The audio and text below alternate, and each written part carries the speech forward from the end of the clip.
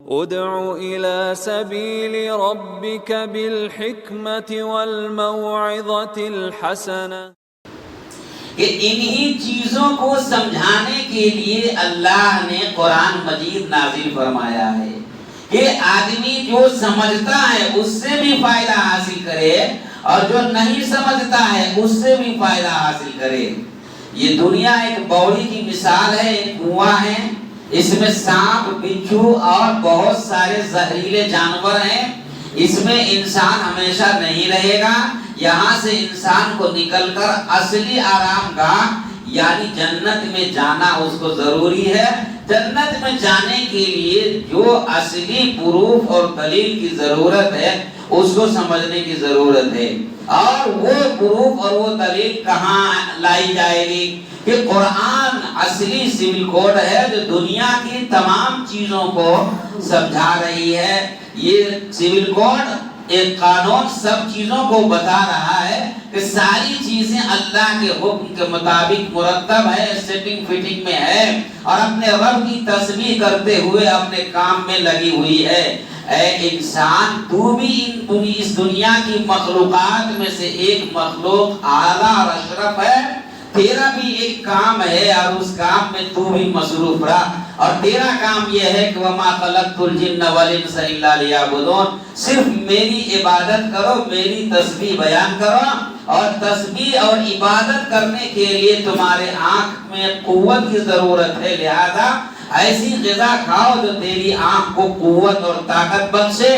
تمہارے ہاتھ میں طاقت کی ضرورت ہے، لہذا ایسی چیز استعمال کرو جو تیرے ہاتھ میں طاقت پیدا کرے اور تمہارے پاؤں میں طاقت پیدا کرے. پورا باڈی کے اندر تمہارے اندر کیلشیم پیدا ہو کہ جس سے تم نفل کے لیے اور فرائض کے لیے کھڑے ہو سکو اور قرآن کو دیکھ سکو، کان کو صحیح رکھ سکو کہ تم اللہ کی کلام کی سماعت کر سکو، سن سکو اور اپنے رب کی باتوں کو سمجھ سکو. اس لیے دماغ کو فری رکھو اور ٹھیک ٹھاک رکھو. اس کے لیے کھانے کی ضرورت ہے. اچھا کھانا چاہیے، طاقتور چیز کھانی چاہیے، اچھا پینا چاہیے اور طاقتور چیز پینی چاہیے. ایسی چیز نہیں پینی چاہیے جس سے کہ دماغ خراب ہو جائے. ایسی چیز نہیں کھانی چاہیے کہ جس سے کہ جسم خراب ہو جائے اور کمزور ہو جائے اور نحیف ہو جائے. تو اللہ نے فرمایا کہ ایک تو مقصد دنیا کی چیزوں کے استعمال کرنے کا یہ ہے کہ تم میرے سامنے میرے مقصد کے مطابق عبادت کے لیے اپنے بدن کے ہر پارٹس کو مضبوط رکھنا ہے. اس لیے تمہیں کھانا بھی ہے، پینا بھی ہے اور ان جز کو، ان پارٹس کو مضبوط رکھنا ہے تاکہ عبادت کر سکو. اب اللہ نے دوسرا حکم فرمایا کہ کھانے کے لیے تم تو اندھے ہو، تمہارے لیے کون سی چیز مفید ہے، کون سی چیز مفید نہیں ہے. کیا کھاؤ گے تو طاقت ہوگی اور کیا کھاؤ گے تو کمزوری آ جائے گی. بہت ساری چیزیں ایسی ہیں جس میں فرق نہیں کرے گا انسان، تو کھائے گا تو مر جائے گا. زہریلی چیزیں ہیں، کڑوی چیزیں ہیں. جاندار چیزوں میں سے کھانے والی چیزیں بہت ساری ایسی ہے کہ اگر وہ منہ میں چلا جائے، پیٹ میں چلا جائے، انسان مر جائے گا. کیڑے مکوڑے سے بچنا ضروری ہے.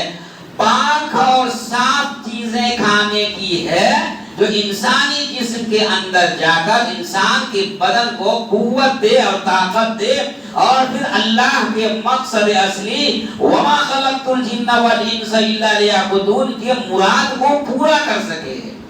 اسی لیے اللہ نے فرمایا کہ ہم پیدا کیے ہیں دنیا کی مخلوق کو، لہذا ہم جانتے ہیں کہ اس میں کیا نفع ہے اور کیا نقصان ہے. کتنے پوائنٹ اور مقدار میں تم کو وہ چیز کھانی چاہیے اور کتنے مقدار میں کھانی نہیں چاہیے. کتنے ایم جی لوگے تو تم کو بدن کو فائدہ ہوگا، کتنا زیادہ کر لوگے تو تمہارے بدن کو نقصان پہنچے گا. یہ میں جانتا ہوں. پانی کو میں نے پیدا کیا، زمین کو میں نے پیدا کیا، آسمان کو میں نے پیدا کیا اور ہوا کو میں نے پیدا کیا، فروٹس کو میں نے پیدا کیے، غذا کو میں نے پیدا کیا، گیہوں اور چاول کو میں نے پیدا کیا، زمین سے نباتات کو میں نے نکالے اور اچھی اور بری چیزوں کی صفات اس میں نے ڈالے، تم کو سمجھ میں نہیں آئے گا کہ گیہوں میں کیا صفت ہے، کیسی طاقت ہے، اور چاول میں کیا صفت ہے اور کیسی طاقت ہے، ٹماٹر میں کیا طاقت ہے، فروٹ اور سیب میں کیا طاقت ہے، یہی چیز کب استعمال کی جائے گی، کب نہیں استعمال کی جائے گی۔ ایک حلال چیز بھی بے موقع استعمال کرنے سے نقصان ہو سکتا ہے۔ آدمی کھاتا ہے آدھا کیجی اور اس کو آپ جو ہے 5 کیجی زبردستی کھلا دیجئے تو کیا حال ہوگا، مرے گا۔ ایک گلاس پانی پینے کی ضرورت ہے، اس کو زبردستی آپ 20 گلاس پانی پلا دیجئے تو مر جائے گا۔ پانی ضرورت کی چیز ہے، ضرورت کا لنک انسان کے بدن کے ہر پارٹ سے ہے، تو اس میں ضرورت میں مقدار بھی قرآن مجید نے کہا ہے کہ ضرورت مال مقدار ہے، ضرورت مقدار کے مطابق استعمال میں لائی جائے گی، اور ضرورت مال مقدار بل کے بعد میں پلس ایک چیز اور ہے جو حفاظت ہے۔ ضرورت مال مقداری والحفاظتی، ضرورت مقدار کے ساتھ میں ہے اور حفاظت کے ساتھ میں ہے، اور حفاظت کی شرح یہ ہے کہ کو نقصان دینے والی چیز یعنی نفع اور نقصان کے ساتھ میں ہے۔ تو ضرورت لنک رکھتی ہے مقدار سے، اور مقدار لنک رکھتی ہے نفع سے یا نقصان سے۔ کتنی مقدار میں کون سی چیز نفع دے گی اور کتنی مقدار میں کون سی چیز نقصان دے گی، یہ ریسرچ کرنا بہت ضروری ہے، اور اسی کو کہتے ہیں علم حاصل کرنا۔ یہ جان لو گے تو تمہارے بدن کو صحیح اور مناسب طاقت پہنچے گی، اور مراد اصلی عبادت کے لیے تم قائم رہ سکتے ہو۔ اگر یہ نہیں جانو گے تو تمہارے بدن کو طاقت نہیں پہنچے گی۔ ممکن ہے کہ زہر کی چیز کو تم نعمت سمجھ کر کوئی سمجھا دے اور کھا لو تو پھر تم مر جاؤ۔ شیطان اسی چکر میں لگا ہوا ہے کہ جو نقصان دینے والی چیزیں ہیں اس کو وہ فائدہ کہہ کر بتا رہا ہے کہ یہ فائدہ مند ہے، اور انسان اس کی طرف لپکتا ہے اور انسان جو ہے مر جاتا ہے، انسان نقصان میں آ جاتا ہے، انسان پریشانی اٹھا لیتا ہے۔ اس لیے قرآن نے کہا ہے کہ ہم جو قرآن کہتا ہے کہ اللہ نے جو اللہ کا ہم کلام ہے، ہم کو جو اللہ نے نازل کیا ہے یہ اس میں کوئی شک نہیں ہے۔ الف لام میم، خزانہ علم غیب کو اللہ کو معلوم ہے، لا ریب فی، اس میں کوئی شک نہیں ہے، شک مت کرو۔ کیوں؟ یہی یکساں سول کوڈ ہے۔ اس قرآن کو پڑھو گے تو معلوم ہوگا کہ دنیا کی چیزوں کی حقیقت کیا ہے۔ آٹا، چاول، گیہوں اور آلو، پیاز، ادرک، ٹماٹر، کھانے کی چیزیں، مسالے، مشروبات، معقولات، تفریحات اور دیگر چیزیں دیکھنے کی، کھانے کی، پینے کی، ان چیزوں کی مقدار کو تم سمجھ لو گے۔ قرآن بتائے گا ہوا کتنا لینا ہے، قرآن بتائے گا سانس کتنا لینا ہے، قرآن بتائے گا سانس کے لیے کون سی ہوا کی ضرورت ہے، قرآن بتائے گا دیکھنے کا کیا معنی ہے، آنکھ کی روشنی میں کون کون سی چیزیں تم کو مفید ہیں، قرآن بتائے گا کان کے پردے سماعت میں کون کون سی چیزیں تم کو مفید ہیں، یہ قرآن بتائے گا۔ اس لیے قرآن میں مکھی، مچھر، سور، کتا، بلی، بندر، ان تمام چیزوں کی کیفیات، صفات، حقیقت کے ساتھ ساتھ میں انسان کے کھانے پینے کی چیزوں کا بھی تذکرہ ہے کہ کتنا کھاؤ گے، کہاں پر کھاؤ گے، کیسے کھاؤ گے۔ تو یہی تو قانون ہے، یہ تو قانون ہے۔ قانون کا مطلب کیا ہوا؟ ایک ایسی چیز کا نشان دینا اور نشاندہی کرنا کہ اس چیز کے عمل کرنے سے انسان راحت محسوس کرے۔ اسی لیے اللہ نے کہا ہے کہ پہلے جانو، پہلے سمجھو، کیفیت کو جانو، حقیقت کو سمجھو، اور ان کے استعمال کی صورت کو سمجھو، اس کے مقدار کو سمجھو، اس کے نفع کو سمجھو، اس کے نقصان کو سمجھو۔ اس لیے قرآن مجید کی پہلی آیت بتا رہی ہے لا ریب فی، اس میں کوئی شک نہیں ہے۔ مطلب یہی یکساں سول کوڈ ہے، اس کو پڑھو گے تو تم صحیح رہو گے، اور اس کو نہیں پڑھو گے تو تم صحیح نہیں رہو گے۔ پھر انسان اپنی مرضی سے کسی چیز کو، قانون کو بناتا ہے، استعمال کرتا ہے، اور اس میں نفع نقصان کا خیال نہیں کرتا۔ تو پھر وہ یکساں سول کوڈ کیسے ہو سکتا ہے؟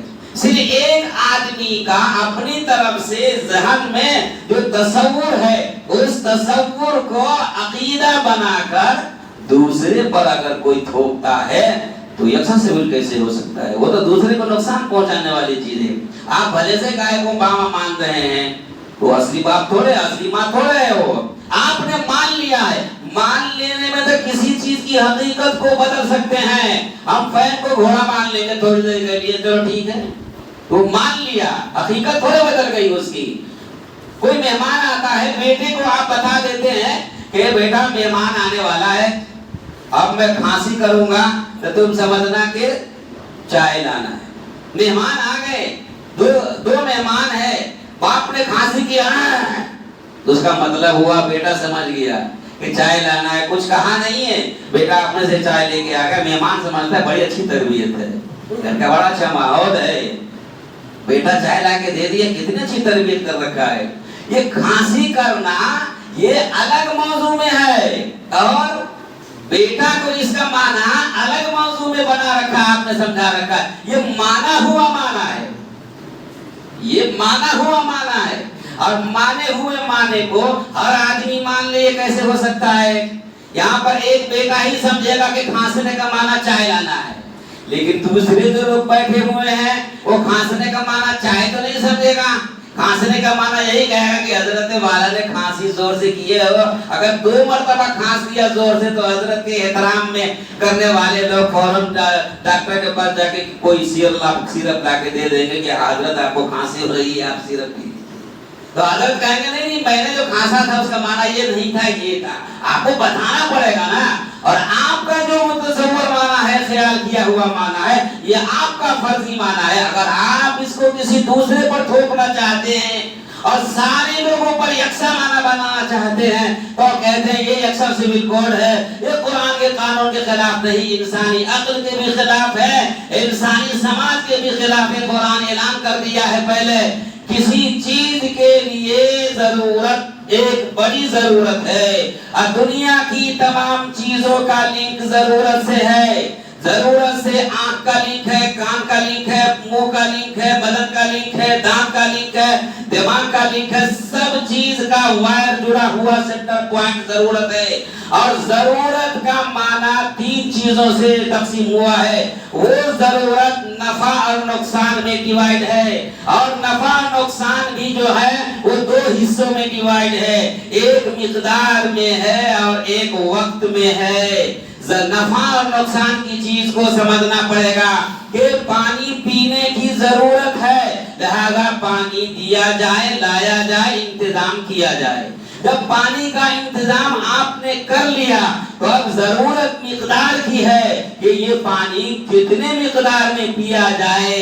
کیا پورا ڈرام پی جائے گا ایک آدمی؟ ضرورت ہے نا، ضرورت کی شرح مقدار سے ہے، اور جب مقدار متعین ہو گئی تو اب یہ بھی شرح ضرورت ہے کہ اس مقدار میں کتنا مقدار ہونی چاہیے کہ انسان کو نفع پہنچا سکتا ہے یا انسان کو نقصان پہنچا سکتا ہے۔ نفع پہنچانے کی مقدار 1 گلاس، چھوٹے بچے کو اس کی مقدار مرضی کے مطابق، بڑے کو 2 گلاس، بہت زیادہ پینے والے کو 3 گلاس، مگر کھانے کے بعد یا کھانے سے پہلے اگر 1-2 گلاس جو ضرورت ہے اور جو مقدار ہے اس میں اگر اپنی مرضی کا قانون آپ تھوپ لیں اور کہیں کہ نہیں آپ میری مرضی کا پانی پیئیں گے، آپ کھانا کھانے کے بعد 1 ڈرم پانی پینا ہے آپ کو، آپ اپنی مرضی کا قانون تھوپ رہے ہیں تو آپ بھی نقصان اٹھا رہے ہیں، بیچارے سامنے والے کو مارنے کا انتظام کر رہے ہیں۔ ہر حلال چیز ضرورت کے خلاف میں اور مقدار کے خلاف میں اور نفع اور نقصان کی متعین کے خلاف میں اگر تھوپا جائے گا، ہر حلال چیز موت کا منہ دکھا دے گی۔ اسی لیے قرآن نے کہا ہے ھذا حلال و ھذا حرام، یہ حلال ہے۔ کتنا حلال ہے، کب حلال ہے، کس جگہ حلال ہے، کتنی مقدار میں حلال ہے، کس کے لیے حلال ہے، یہ سب شرح آپ نہیں کر سکتے ہیں، اللہ کی ذات متعین کرتی ہے، اور اسی ذات نے جو متعین کیا ہے اسی کو اللہ نے فرمایا ہے اقرا بسم ربک الذی خلق۔ ریسرچ کرو، سمجھو، پرکھو اور معنی کو بوجھو اور اس کے بعد اس کو استعمال کرو۔ اسی لیے تو سنت نبی ہے، اسی لیے تو مستحبات کا ذکر ہے۔ نبی نے جو سنت پر عمل کیا وہ بہترین چیز ہے، مقدار دوا ہے۔ وہ سنت کے خلاف میں بیماری ہے، مستحب کے خلاف میں جانا بیماری ہے، اور فرائض کے خلاف میں جانے موت کے گھاٹ میں اترنے کے برابر ہے۔ اس لیے قرآن نے پہلے ہی بارے میں یکساں سول کوڈ کے نفاذ کی حقیقت کو سمجھایا اور کہا پردہ غیب میں الف لام میم ہے۔ اے لوگو، اگر زندگی بسر کرنا چاہتے ہو تیری مرضی کا قانون نہیں چلے گا۔ الف لام میم ذالک الکتاب لا ریب فیہ۔ راز کی بہت ساری باتیں ہیں جو تمہاری میموری میں نہیں آ سکتی ہیں، میں اس کو جانتا ہوں، موقع بموقع میں ظاہر کروں گا، مگر اس قرآن کو مان لو، یہی یکساں سول کوڈ ہے، لا ریب فیہ، اس میں کوئی شک نہیں ہے۔ اسی کو مانو، اس کے بغیر تیرا چارہ نہیں ہے، تیری زندگی کا ہمیشہ خسارہ رہے گا۔ اسی لیے قرآن نے کہا لا ریب فیہ۔ اس کے بعد بتایا جو اس لا ریب کتاب میں شک کرتا ہے، اس میں کوئی کوشش کرتا ہے، اس میں انگلی کرتا ہے، اس کے دفعات کو ختم کرتا ہے، اس کے قوانین کے حروف کو مٹاتا ہے اور اس کو نہیں مانتا ہے تو اس کا خطرہ بہت زیادہ ہے، وہ جہنمی ہے، اس کے لیے دردناک عذاب ہے۔ اور اس کے لیے قرآن نے اعلان کر دیا ہے کہ جو لوگ کافر ہیں، کافروں کے لیے یعنی قرآن کے متعینہ اصول اور ضوابط کو نہ ماننے والے لوگوں کے لیے دنیا میں بھی عذاب متعین ہے اور آخرت میں بھی عذاب متعین ہے۔ اور جو مانتے ہیں ان کے چار صفات ہیں، وہ صفات قرآن کے پہلے پارے میں لا ریب فیہ کے بعد فرماتے ہیں لا ریب فیہ ھدی للمتقین الذین یؤمنون بالغیب ویقیمون الصلاۃ ومما رزقناہم ينفقون۔ اللہ نے فرمایا ایمان بالغیب لانا۔ میں بتایا نا کہ بالغ ہونے کے بعد بھی چند چیزیں ایسی ہے کہ انسان کا دماغ نہیں سمجھتا ہے، تو ان چیزوں کو ماننا ہوگا۔ اس لیے کہ اس کائنات کی کمپنی کے بنانے والے کے علم میں ہے کہ دنیا ایک دن ختم ہو جائے گی اور اس کے بعد دوسری دنیا آنے والی ہے، اور دوسری دنیا کی شروعات نزع کے عالم سے ہوتی ہے، اور نزع کے عالم میں اور کیفیت ہوتی ہے۔ نزع کا عالم جب انسان کے پاس ملک الموت آتا ہے تو قرآن کہتا ہے ملک الموت کا بھی وجود ہے، اور وہ آ کر تمہاری روح نکالتا ہے اور تمہارے بائیں پاؤں کی انگوٹھے پر مار کر روح نکالتا ہے، اور نیک لوگوں کی روحیں آسانی سے نکل جاتی ہے اور برے لوگوں کی روحیں پریشانی سے نکلتی ہے۔ عقل ماننے کے لیے تیار نہیں ہے، اس لیے یہ بھی کیا ہوگا، انسان مرا، جلا، ڈوب گیا، ختم۔ لیکن کیا تکلیف ہوتی ہے وہ کہاں ختم؟ آپ کا دماغ نہیں مان رہے تو میں کیا کروں؟ قرآن بتا رہا ہے آپ کو ماننا چاہیے۔ جلنے والوں سے پوچھئے کہ جلن کا کیا حساب ہے، درد والوں سے پوچھئے کہ درد کا کیا مطلب ہے۔ جب نزع کے عالم میں انسان موت کے منہ میں ہوتا ہے اور درد اور تکلیف اور کراہنے کی حالت میں ہوتا ہے تو اس سے آپ پوچھ سکتے ہیں کہ کیا تمہاری حالت ہے؟ نہیں بتا سکتا۔ احادیث کا مفہوم ہے کہ موت کے وقت میں انسان کو پورے آسمان اور زمین کی حالتیں دیگر الگ نظر آتی ہے۔ نیک لوگوں کو اس کے بستر پر لیٹے ہوئے رہنے کی حالت میں ہی اس کی منزل جنت کی آرام گاہ نظر آتی ہے، اور اس کے استقبال کے لیے دو طرحی فرشتے اس سے مصافحہ کرتے ہیں، اور آنے والا جو فرشتہ روح نکالتا ہے وہ روح نکالنے سے پہلے آتا ہے تو اس کے کان میں کہتا ہے کہ مبارک ہو تیرے استقبال کے لیے ساتوں زمین اور ساتوں آسمان کی مخلوقات سڑک پر اور تیرے چلنے کی راہ پر قطار میں کھڑی ہوئی تیرے استقبال کے لیے کھڑی ہے۔ اس وقت وہ مسکراتا ہے اور اللہ کے دربار میں جانے کے لیے پہلے نمبر پر حاضر ہوتا ہے، اور فرشتہ سے کہتا ہے تو میرے جسم کے اندر روح کو کیوں نکالتا، کیوں رکھے ہوا ہے، جلنے سے نکال کر مجھے تو ڈولی میں بٹھا دے۔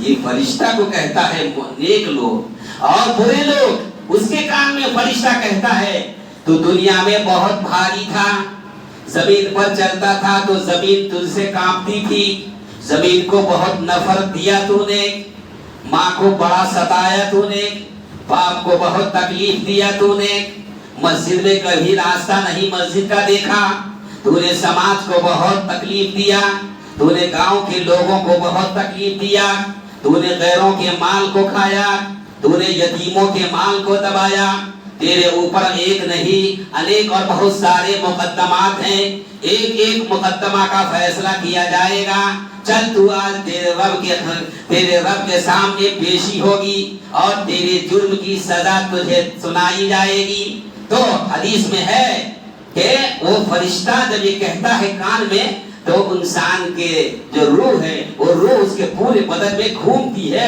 تیزی سے دوڑتی ہے اور جھکتی پھرتی ہے کہ کہیں مجھے یہ لے کر نہ جائے، وہ نکلنے کے لیے تیار نہیں ہوتی ہے۔ تو حکم ہے کہ جب وہ نہ نکلنا چاہے اور اس کی روح بدن کے ان کے پارٹس میں گھومتے ہوئے جھکتے ہوئے پھرے تو فرشتہ کو حکم ہے گروز مارو اور مار کر اس کے روح کو زبردستی نکالو، ریشم کے تاگے جیسے الگ الگ کانٹے دار جھاڑی پر رکھ کر کھینچنے سے پیدا ہو جاتی ہے، ایسے اس کی روح بھی نکلتے وقت بدن کے تمام حصے تار تار ہو جاتے ہیں اور چیخ گھوڑے بیل اور گدھے سے بھی زیادہ بری چیخ مارتا اور روتا ہوا اپنے پاؤں کو سکڑاتا ہے، اس کے آنکھ سے آنسو گرتا ہے، جہنم کی آگ کے قریب ہوتا ہے اور 7 سمندر کا پانی پلا دیا جائے تب بھی اس کی پیاس نہیں بجھتی ہے۔ یہ قرآن خبر دے رہا ہے موت کے ہونے کے بعد کہ نیکوں کے ساتھ یہ ہوگا اور بروں کے ساتھ یہ ہوگا۔ کیا اس وقت کی یہ حالت کسی انسان کو معلوم ہے؟ انسان کی میموری سمجھتا ہے؟ نہیں سمجھتا۔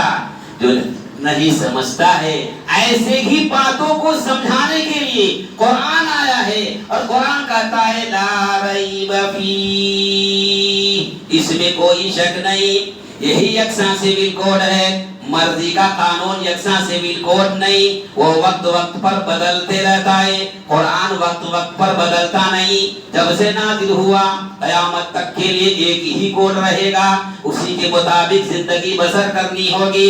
اے لوگوں اس کو مانو، مرضی کی مت مانو، اللہ کی مانو اور عقل پر بھروسہ مت کرو، عقل نہ چاہے تب بھی قرآن کی مانو۔ اس لیے اپنے اندر 4 صفات پیدا کرو، ایمان بالغیب لاؤ، یعنی جو نہ سمجھتے ہو اس کو بھی مانو، اور نماز پڑھو، اللہ کے سامنے سجدہ کرو، اسی لیے اللہ نے تجھ کو پیدا کیا، اور جو مال کماتے ہو اس کے اندر بھی اخلاص پیدا کرو، اخلاص ہی یکساں سول کوڈ کی شرح ہے۔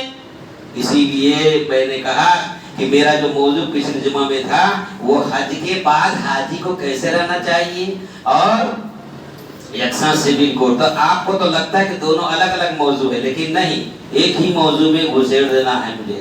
کیا کہ قرآن یکساں سول کوڈ پر عمل کرتے ہوئے آپ نے عمل کیا، نماز پڑھی، زکات دیا، حج کیے، مومن کے صفات اپنے اندر پیدا کیے، اور حج کے ساتھ آپ نے 1 سال میں اپنے اوپر جو فریضہ ہے اس کو ادا کر لیا کعبہ میں جا کر، تو کس لیے گئے تھے؟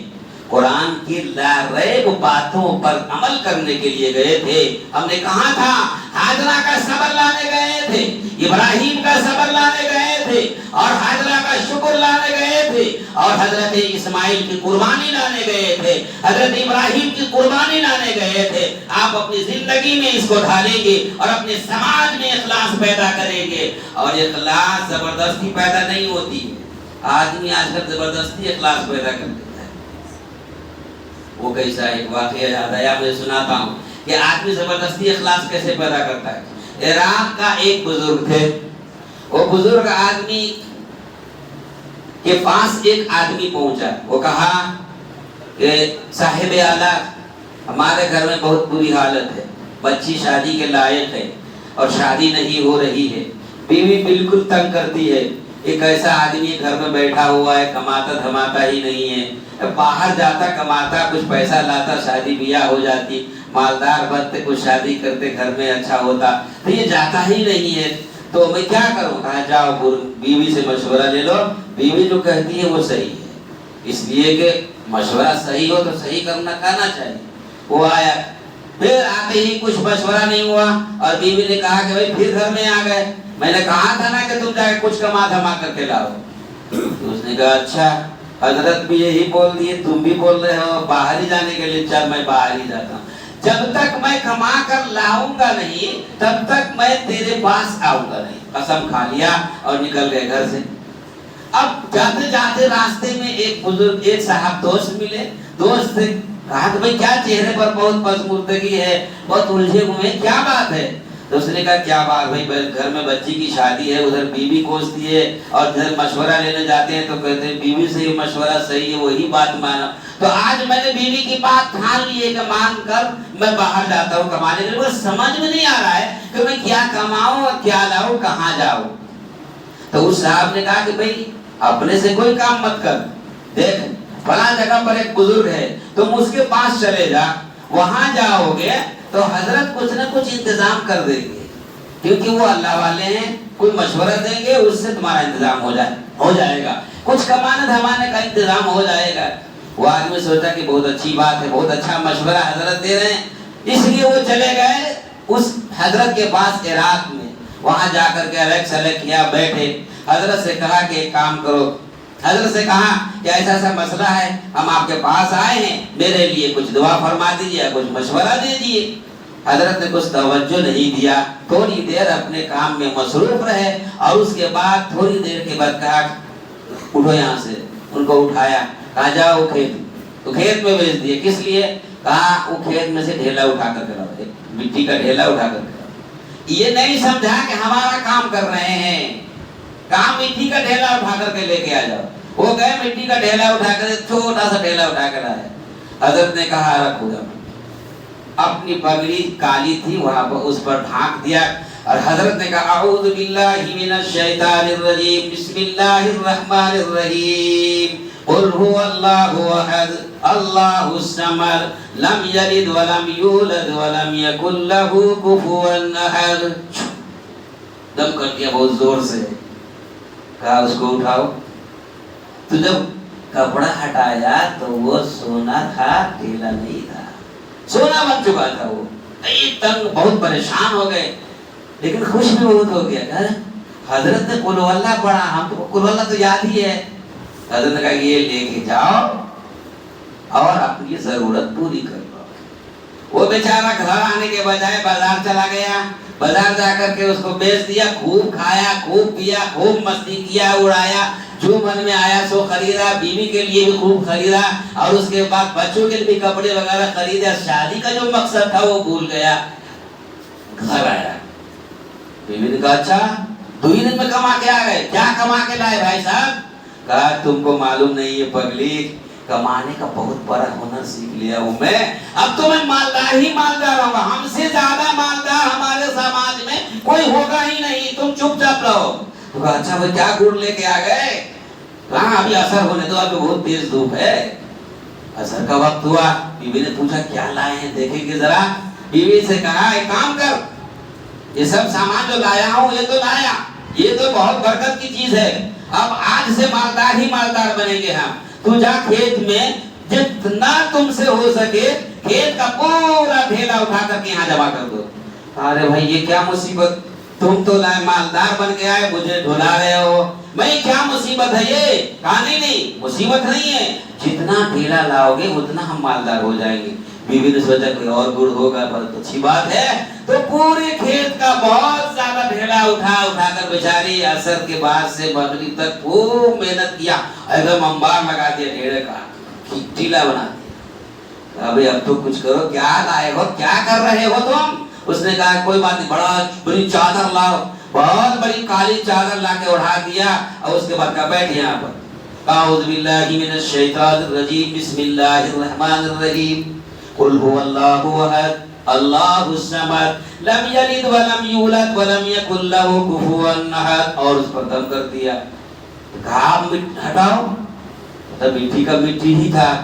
تو ابھی تم کیا کر رہے ہو سمجھ میں نہیں آ رہا ہے؟ کہا ہے غسل نہیں کیا ہوں لگتا ہے، غسل کیا، پھر دم کیا، پھر ہٹایا، پھر مٹی۔ پھر کہا نہیں وضو دوبارہ کرتا ہوں، پھر وضو کیا، پھر دم کیا، پھر مٹی کی مٹی، ایسے دم کرتے رہے، عشاء ہو گیا، بیوی جھنجھلا کر بولی تم نے تو سارا ناش کر دیا میرا، مجھے تھکا بھی دیا، مٹی ڈھلا ڈھلا کر کمزور کر دیا، تمہارے کیا مطلب ہے؟ وہ تو بولو۔ تو کہا بیگم صاحب حضرت کے پاس ہم فلاں جگہ گئے تھے تو انہوں نے کہا ڈھیلا لاؤ، تو میں ڈھیلا لا کے دیا تھا، انہوں نے یہی سورت پڑھی تھی قل هو اللہ احد اللہ الصمد لم یلد ولم یولد ولم یکن لہ کفوا احد، اور دم کر دیا تھا۔ اس کے بعد کپڑا ہٹائے تو مٹی سونا بن چکی تھی، اور اسی سونے کو بیچ کر یہ سارا سامان لایا میں۔ اب تو مجھے قل هو اللہ یاد ہے، اسی لیے میں نے سوچا کہ بار بار قل هو اللہ پڑھیں گے اور مٹی پر دم کریں گے، سونا بنتا رہے گا، مجھ سے زیادہ مالدار کوئی نہیں ہوگا۔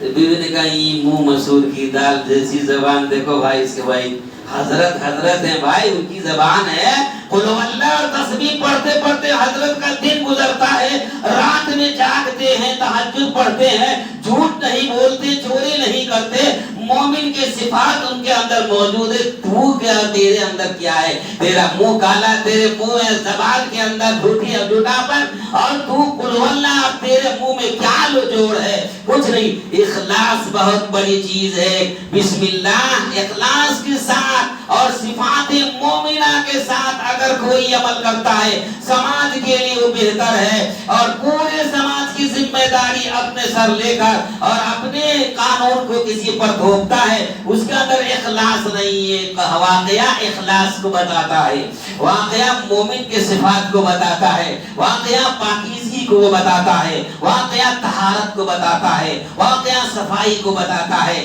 واقعہ صبر کو بتاتا ہے، واقعہ جد و جہد کو بتاتا ہے، واقعہ محنت کرنے کو بتاتا ہے، واقعہ اللہ والے بننے کو بتاتا ہے۔ قرآن تو پڑھتا سب ہے مگر اثر کسی کی زبان سے ہوتا ہے، اسی لیے بزرگ اور عام لوگوں میں فرق ہے۔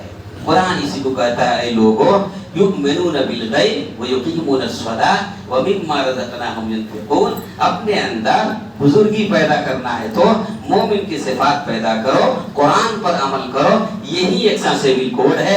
حج سے آنے والے آدمی جو واپس آتے ہیں اس سے بھی یہی مطالبہ ہے کہ تمہارا حج قبول اسی وقت ہوگا کہ اس کی علامت 4 ہے۔ پہلی علامت یہ کہ اپنے اندر اخلاص پیدا کرو اور قرآن پر عمل کرو، یکساں سیول کوڈ یہ ہے۔ اور دوسری صفت یہ ہے لوگوں کی دعوت کو، یعنی نرمی اختیار کرو، لوگ تم سے محبت کریں، تم لوگوں کو بلاؤ، تم سے فساد نہ ہو، تم سے اتحاد ہو، لوگ تم سے جڑے اور تم لوگوں کو جوڑو۔ اور تیسری علامت یہ ہے کہ عبادت میں زیادتی ہو، تہجد میں زیادتی ہو اور اعمال صالحہ میں زیادتی ہو۔ اور چوتھا یہ ہے صدقہ اور خیرات زیادہ کیا کرو، غریبوں کی امداد زیادہ کیا کرو، مساجد، مدارس، مقابر، صلح کے ساتھ رہ کر نیک کاموں میں زیادہ رہا کرو۔